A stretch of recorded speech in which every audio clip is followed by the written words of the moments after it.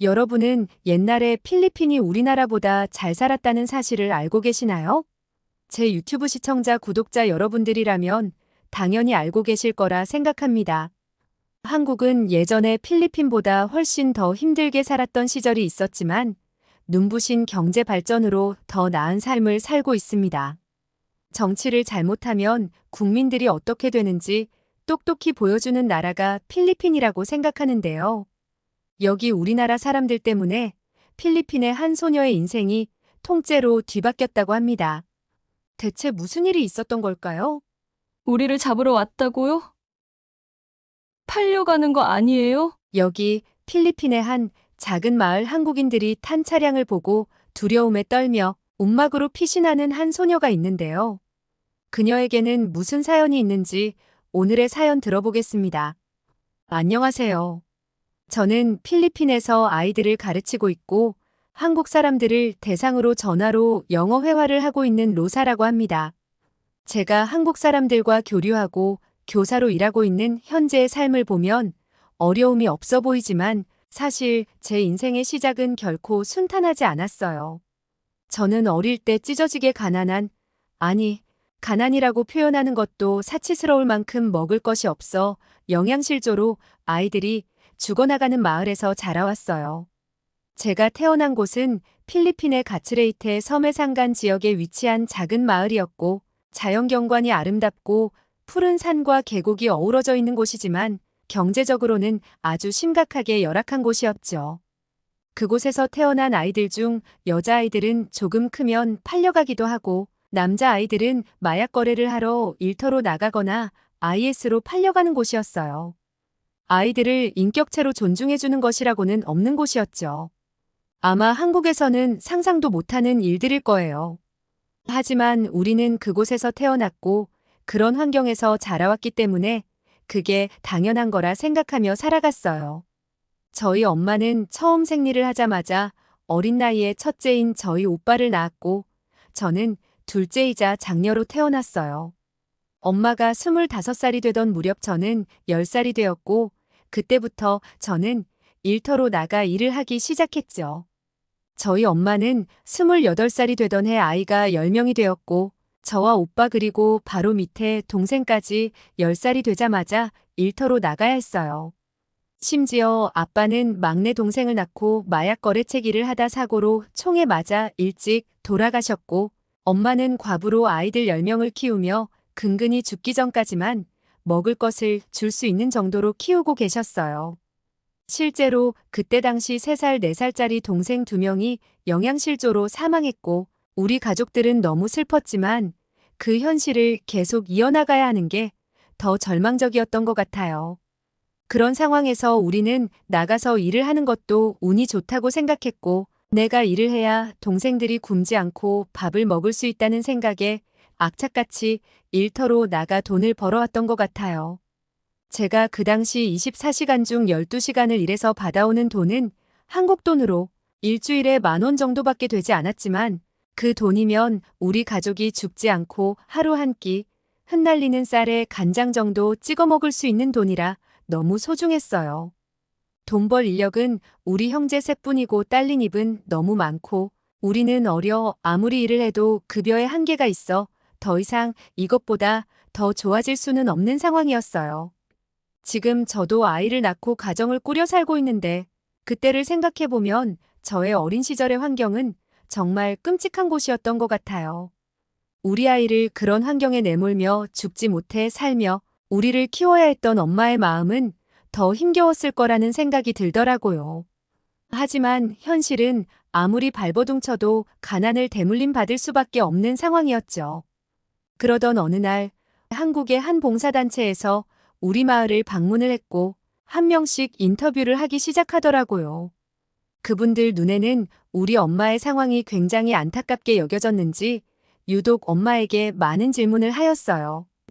엄마가 평소에 힘들다는 말을 잘 안 하시고 눈물도 안 보이시는데 그날 인터뷰를 하면서 한국 봉사자분의 말을 듣고 울컥하셨는지 눈에 눈물이 그렁그렁 맺히셨더라고요. 한국인분은 엄마에게 다음에 올 때는 당신의 얼굴에서 진정한 미소가 번질 수 있도록 해주겠다는 말씀을 하셨어요. 제가 들어도 너무 감동적이고 엄마에게는 따뜻한 위로가 되었던 것 같아요. 그분들은 우리 마을에 영양실조가 있는 아이들은 없도록 해야 한다고 아이들의 인원에 맞춰 하루 한 포 먹을 수 있는 영양이 가득 들어간 영양식 밀을 제공해주고 가셨고, 흩날리는 쌀과 간장으로 겨우 하루 한 끼 해결하는 아이들에게는 정말 크나큰 선물이었죠. 최소한 저 식량을 하루 한 포씩 먹는다면 영양실조로 무지개 다리를 건너는 아이들은 없을 테니까요. 그렇게 한국 분들은 우리에게 지원하는 물품과 수개월 뒤 방문할 때는 물질적인 지원 계획까지 마치고 꼭 다시 오겠다고 말씀하시고 떠나셨죠. 우리 마을 사람들은 영양식 하루 한 끼를 먹고 아팠던 아이들은 급하게 치료를 받은 후 건강을 회복했고, 좋아지는 상황들이 눈에 보이니 한국인들이 언제 올까 계속 기다리게 되더라고요. 그리고 저보다도 엄마가 크게 감동받아 그분들이 안 오게 된다면 엄마의 실망감이 클까봐 제가 더 조마조마하며 기다렸던 것 같아요. 그래서 엄마 앞에서는 그분들은 안 올 수도 있다고 기대하거나 믿지 말라고 하였고, 지금 우리에게 제공하고 간 것만 해도 굉장히 큰 선물이니 기다리지 말라고 엄마의 기대감을 낮춰주려 노력했던 것 같아요. 그렇게 서서히 그분들이 준 식량들이 없어지고 저희의 기대감도 바닥이 나던 어느 날이었어요. 한낮의 땡볕에 더운 날 저 멀리서 자동차 한 대가 들어오는 곳곳 먼지를 일으키며 마을 입구로 들어오는데, 저는 그 차를 보자마자 놀라 몸을 숨겼어요. 제가 뭘 잘못한 건 아니지만 괜히 잘못 연루돼 억울하게 끌려갈까봐 무서웠던 것이었죠. 우리 마을에 차를 가지고 있는 사람은 없을 뿐더러 아주 가끔 차가 들어온다면 그건 어떤 나쁜 범죄에 연루돼 누군가를 잡으러 오는 거였거든요. 차는 마을 입구까지 다다랐고 저는 나무 뒤에 숨어 누가 내리는 건가 지켜보고 있었죠. 여차하면 도망가거나 숨을 자세로 숨죽여 지켜보고 있었어요. 그런데 그때 차에서 내리는 사람들을 보고 깜짝 놀라고 말았어요. 바로 8개월 전에 우리에게 다시 꼭 찾아오겠다고 약속했던 한국 사람들이 있었기 때문이었죠. 저는 안도의 한숨을 내쉬며 한국 사람들을 가장 많이 기다렸던 엄마에게 소식을 알린 후 그분들을 맞이하기 위해 다가갔어요. 한국 분들은 우리에게 다가와 따뜻하게 안아주셨고, 아이들을 위한 물품과 영양식을 가득 가져오셨고 한 짐을 내려주셨어요. 마을 사람들에게는 한국 분들이 산타의 선물처럼 힘든 상황에 한 줄기 빛이나 다름없었어요. 봉사단체의 대표를 하는 분이 우리 엄마에게 다가와 요즘 근황을 물었고, 큰아이들은 어디 갔냐고 물어보셨어요. 엄마는 10살이 넘은 아이들은 모두 일터로 나갔고 그 밑에 아이들만 집에 있다고 대답하셨죠. 그 말을 들은 대표님은 아이들이 학교가 아닌 일터로 나갔다는 말에 속상해하시며 저에게 학교에 가고 싶냐고 물어보시는 거였죠. 학교가 가고 싶다고 솔직하게 말했고, 저는 그 다음 대표님이 하는 말씀을 듣고 왜 저런 말을 하나 이해할 수가 없었어요. 사실 현실을 모르고 그런 말을 한다고 생각해 미운 생각이 들기까지 했죠. 저에게 하는 말씀이 아이들이 일터가 아닌 학교에 갈 수 있도록 지원해 주시겠다고 하셨어요. 학비와 학용품 모두 지원해 줄 테니 내일부터 학교에 나가라는 것이었어요. 그의 눈빛은 마치 제가 굉장히 좋아할 것 같은 모습을 기대하는 표정이었어요. 하지만 저는 그 말을 듣고 기뻐할 수가 없었어요. 왜냐고요? 오빠와 저, 그리고 여동생이 일터가 아닌 학교에 가버리면 우리 가족 중에 돈 벌어 올 사람이 없었기 때문이었죠. 그분은 잠시 갸우뚱하더니 저에게 나가서 돈을 벌면 일주일에 얼마나 버냐고 질문을 하셨어요. 그때 당시 일주일에 한국 돈으로는 10,000원 정도를 버는 상황이라고 대답했더니 그는 뜻밖의 놀라운 말을 하더라고요. 바로 제가 일주일 동안 벌어서 오는 돈까지 지원을 해주겠다고 하는 것이었죠. 아니, 이런 말도 안 되는 일이 있나 정말 놀라웠어요. 그제서야 제 얼굴에는 미소가 번졌고 마치 신이 제게 손을 내밀어 준 것 같은 순간이었어요. 절망 속에서 길을 잃고 있을 때 한 줄기 빛이 저를 비추며 희망을 다시 품게 했습니다. 그 순간은 제 인생에 있어 기적과도 같았고 제가 앞으로 나아갈 힘을 준 신의 은총이라고 느꼈어요. 그분은 저에게 교육은 어린 아이들에게 상당히 중요한 것이고 꼭 받아야 할 권리라고 말씀해 주셨어요. 교육을 받으면 새로운 지식과 기술을 배울 수 있고 이를 통해 꿈을 실현할 수 있는 기회를 얻게 된다고 하셨죠. 교육을 통해 더 나은 직업을 얻을 수 있고 더 안정된 생활을 할 수 있게 되고 이는 저뿐만 아니라 가족, 친구들, 나아가 지역사회 전체에 큰 도움이 될 거라고 하셨죠. 지금 저에게 온 교육받을 기회를 놓치지 말고 끝까지 열심히 해서 대학교까지 가라고 말씀해 주셨어요. 저에게 대학교를 가라고 하는 사람은 태어나서 처음이라 그 말을 듣는 순간 눈물이 나기 시작했어요. 현실에서 일어날 수 없는 일이 제 눈앞에 현실로 일어나는 것 같았기 때문이었죠. 지금은 학교는커녕 내가 돈을 벌어오지 않으면 가족들이 죽을까봐 매일 일을 하러 나가는 상황이니 학교라는 단어를 입 밖에 꺼내는 것만으로도 굉장한 사치라고 생각했었어요. 저는 그날 1:1 후원자를 만날 수 있게 되었고 제가 성인이 될 때까지 이 후원을 받을 수 있다는 사실이 믿기지 않았어요. 기쁨의 눈물을 흘리자 대표님은 너희들은 아주 귀한 아이들이라고 말씀해 주시며 우리가 세상의 미래라는 희망적인 메시지를 나눠주셨어요. 우리에게 고마워서 보답할 생각 말고 내가 이 가난에서 벗어나 너의 다음 세대는 가난에 대물림을 하지 않는 게 보답하는 거라고 하셨죠. 그렇게 저와 오빠 여동생은 후원인분들을 잘 만나 바로 다음 날부터 학교에 다닐 수 있었어요. 얼마나 꿈만 같던지 우리 셋이 일을 하지 않아도 가족들이 굶지 않으며 공부까지 할 수 있다는 사실이 믿기지 않았죠. 우리는 1년에 한 번씩 후원자님들에게 사진과 편지를 쓰며 성장 소식을 전달했고 한국에 대한 고마움과 궁금함이 한국어를 공부하게 만들었어요. 그래서 가끔 후원자님께 편지를 쓸 때 한글로 인사를 쓰기도 하고 나중에 커서 꼭 한국에 가고 싶다는 말을 써내려갔어요. 그러던 어느 날 뜻밖의 선물이 집으로 도착하였죠. 바로 한국에서 특별한 선물이 도착했어요. 그것은 바로 한국에서 온 책이었죠. 그 속에는 제가 한 번도 보지 못한 다양한 이야기들이 가득했고 책은 한국의 전래동화부터 현대소설, 한국의 문화와 역사를 다룬 비문학 서적까지 다양했습니다. 저는 매일 밤 책을 읽으며 새로운 세계로 빠져들었던 것 같아요.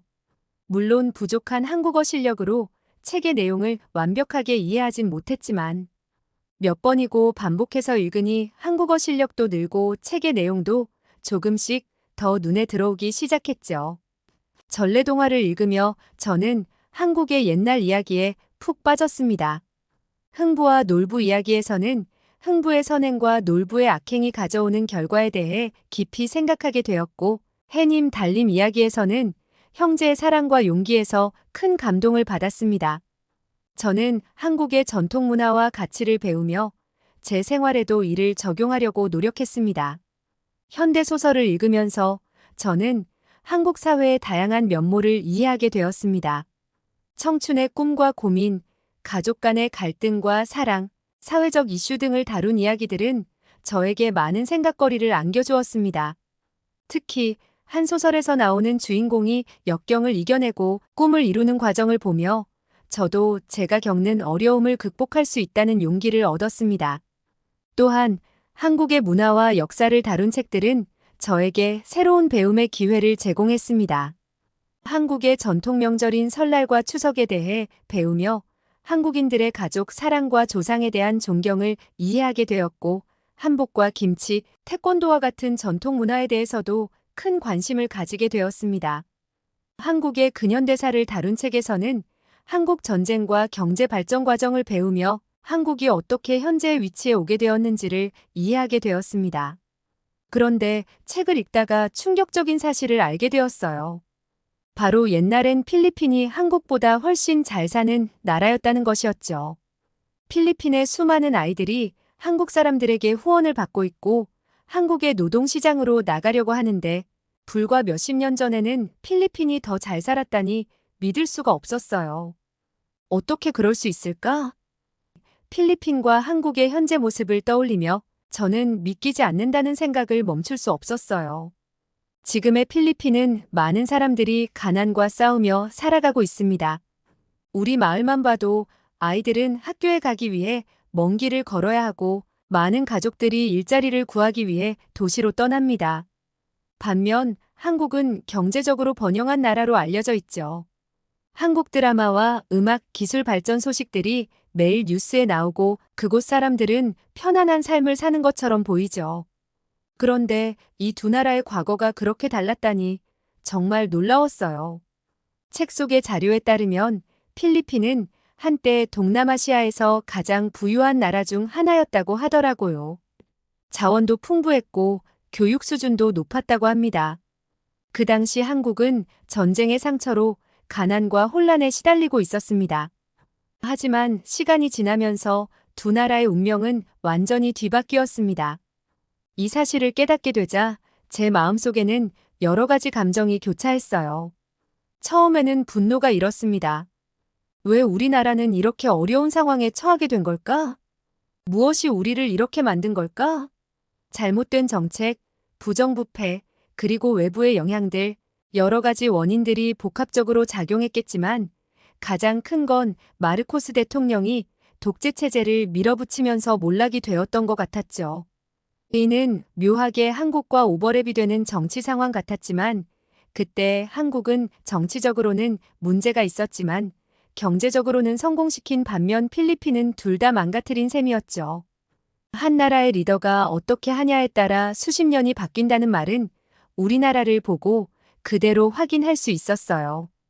그리고 세습되는 부와 가난도 큰 문제였죠. 필리핀에서는 부모가 의사면 자식고 의사가 되며 이것은 부모의 위세가 자식까지 이어지고 있으며 필리핀 성장을 막는 중요한 요소 같았죠. 심지어 대통령이 다바오시티 시장이었는데 대통령이 된 후 자식이 시장이 되는 진풍경을 보여주기까지 했어요. 필리핀에서는 자유 경쟁을 통해 쟁취할 수 있는 부분은 거의 없으며 일반인들은 돈이 없어 중등교육도 잘 못 받는 수준이에요. 그렇게 그 자식들도 교육을 못 받고 또 제자리 걸음일 수밖에 없어요. 이런 상황 속에 제가 한국 분들의 후원을 받아 교육을 받을 수 있는 건 지금의 상황을 벗어날 수 있는 유일한 돌파구와 같은 것이라는 걸 더 깊이 깨달았어요. 하지만 이내 저는 희망을 느꼈어요. 한국이 전쟁의 폐허 속에서도 다시 일어설 수 있었다면 우리도 할 수 있다는 생각이 들었습니다. 한국 사람들은 끊임없는 노력과 열정으로 불가능을 가능으로 만들었습니다. 우리는 지금까지의 실수를 되짚어보고 앞으로 나아갈 길을 찾아야 합니다. 교육의 중요성을 다시 한번 깨닫게 되었고 저 자신도 더 열심히 공부해야겠다는 다짐을 하게 되었죠. 동생과 저는 후원자님께 실망시켜드리지 않기 위해 학업에도 정말 열심이었어요.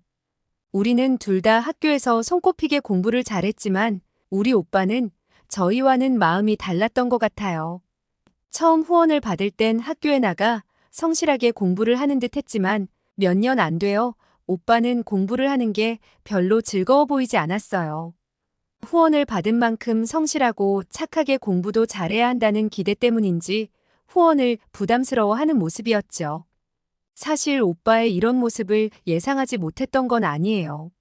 가끔 후원자님들이 현지를 방문하면 후원받는 아이들의 모습을 보고 난감한 상황에 부딪힐 때가 많아요.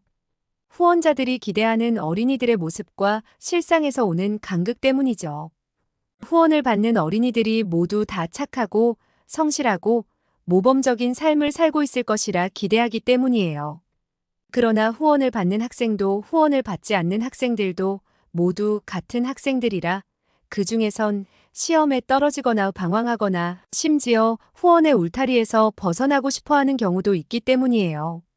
저희 오빠도 후원에 대한 학업 스트레스가 점점 커졌고 공부를 하는 것보다 밖에 나가서 일을 하는 게 자기 적성에 맞는다는 말을 입에 달고 살았어요. 그러던 어느 날 오빠가 후원자님께 보내는 편지 내용을 보고 저는 깜짝 놀라고 말았어요. 단 몇 줄만 읽어도 공부에 대한 스트레스가 너무 느껴졌기 때문이에요. 오빠에게 좋은 대학에 가서 제대로 된 직장을 얻고 빨리 가난에서 벗어날 생각을 해야지 집안의 희망인 우리가 후원까지 받으면서 그것도 후원자님께 그런 편지를 쓰는 건 도리가 아니라는 생각이 들었어요. 하지만 제가 이렇게 말을 하면 오빠가 더 엇나갈까봐 말도 못하고 제 생각은 삼킨 채 그냥 두었죠. 그러던 어느 날 오빠의 후원자가 학교에 방문하게 되었고, 오빠의 학교 생활에 대해 듣게 되었죠. 저는 오빠의 후원이 끊길까봐 조마조마했는데, 후원자분이 하는 말씀을 듣고 너무 충격을 받고 말았어요. 바로 우리나 한국 아이들이나 똑같다는 말씀이셨죠. 성실하거나 공부를 열심히 하지 않더라도 귀엽게 봐주시는 모습이 인상적이었던 것 같아요. 그분은 오래도록 후원하던 소녀가 성장했고 관광차 태국에 놀러 갔다가 그 아이의 모습이 궁금해 찾아가 보았다고 했어요. 그녀는 동네 작은 가게에서 일하고 있었고 너무 기쁘고 행복하게 일하고 있는 모습을 보며 후원자는 지금까지 자신의 생각이 완전히 틀렸다는 것을 인정했다고 고백하였죠. 그는 후원아동이 행복하면 좋겠다는 생각을 하면서도 내심 그래도 사회적으로 어느 정도는 성공해야지라고 생각했다고 하였어요. 그러나 태국에서 만난 성공이라 볼 수 없는 삶을 살고 있는 구멍가게 직원에게서도 충분히 행복한 모습을 발견했다고 하였죠. 후원을 받는다고 해서 모두가 대학을 졸업하고 집안을 먹여 살릴 기둥으로 자라는 것은 아니에요. 그러나 어떤 모습으로 살고 있든 가장 중요한 건 그들은 자신의 삶이 완전히 변화되었다고 말했다는 것이었죠. 저도 그 말을 듣고 굉장히 공감됐던 것 같아요. 왜냐면 우리는 여전히 쓰레기 마을에서 살고는 있지만 어려움을 극복할 수 있는 회복 탄력성을 얻었기 때문이죠. 이것은 지구 반대편의 누군가가 나를 지켜보며 끝까지 응원하고 있다는 사실에서 비롯된 자신감 덕분이었어요. 공부가 하기 싫다는 저희 오빠에게 후원자님은 우선 내가 하고 싶은 일을 꼭 찾았으면 좋겠다고 하였고, 포기만 하지 않는다면 삶은 얼마든지 바뀔 수 있다고 어떤 모습으로 살고 싶은지 천천히 생각해 보라고 하였죠. 그리고 꿈이 생기면 꼭 편지로 말을 해달라고 하셨어요. 저와 제 여동생은 후원 어린이들이 모두 성공할 것이라는 이상적인 그림에 맞춰 성실하게 생활했어요.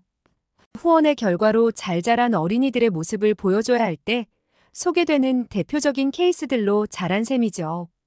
저는 학생 때부터도 그렇고 동생들에게 가르치는 것을 좋아했던 것 같아요. 그래서 학교에서 수업 시간에도 선생님을 보면서 나중에 저도 선생님이 되고 싶다는 꿈을 꾸기 시작했어요. 제가 도움을 받았듯이 저도 아이들에게 제대로 된 교육을 해줄 수 있는 선생님이 되고 싶었죠. 결국 우리 자매는 필리핀에 있는 대학교에 장학생으로 들어갈 수 있게 됐죠. 저는 교육학을 전공하며 제가 배운 것들을 고향의 아이들에게 전해주는 교사가 되겠다는 꿈을 꾸며 학교 생활을 하였고, 한국을 방문해 후원자들에게 직접 감사의 인사를 전하고 제가 이룬 꿈을 나누고 싶다는 희망을 가졌죠. 대학교 졸업 후 동생과 다시 고향으로 돌아와 그곳에 설립된 학교에서 지금은 아이들을 가르치며 선생님으로서의 삶을 살고 있습니다. 사실 아직까지 한국에는 가보지 못했어요. 왜냐면 대학교 졸업 후 바로 아이를 낳으며 살고 있기 때문이에요. 저도 낳다 보니 벌써 6아이의 엄마가 되었고 제가 받은 교육과 혜택을 우리 아이들도 똑같이 누리게 해주고자 하니 돈이 정말 많이 들더라고요. 그래서 필리핀에서 학교 선생님으로서 봉사도 하며 일을 하고 시간이 나는 대로 투잡을 뛰고 있답니다. 무슨 일을 하냐고요? 한국 분들에게 전화 영어를 가르치고 있는 영어 선생님으로 일하고 있어요. 제 발음이 괜찮아서 영어로 비즈니스를 해야 하는 직장인분들이 대부분의 고객층이고 한번 저와 통화하신 분들은 소개로 많이 이어주시거든요. 태어나서부터 지금까지 한국은 저에게 은혜와 같은 나라인 것 같아요. 교육을 통해 인생을 바꿔주었고 가난의 대물림에서 벗어나게 해준 나라거든요. 저에게는 꿈이 하나 더 생겼어요. 며칠 전 한국 드라마 사랑의 불시착을 보고 가보고 싶은 곳이 생겼거든요. 한국도 물론 가보고 싶지만 지리적, 비용적인 면에서 심리적 저항선이 낮아 아이들이 좀 크면 갈 수 있을 것 같은데 스위스는 평생 동안 갈 수 있을지 의문이 드는 곳이거든요. 제가 먹을 것을 걱정하는 게 아닌 다른 나라에 가고 싶다는 꿈을 꾸게 해준 한국에 너무 감사할 따름이에요. 저의 인생을 바꿔준 한국 분들과 한국 너무 사랑합니다. 제가 한국에 가게 된다면 또 다른 소식을 보내볼게요. 오늘은 필리핀에서 온 로사의 사연을 들어보았는데요. 오늘의 사연이 마음에 들었다면 구독과 좋아요 눌러주세요. 이상 감동 카페인이었습니다.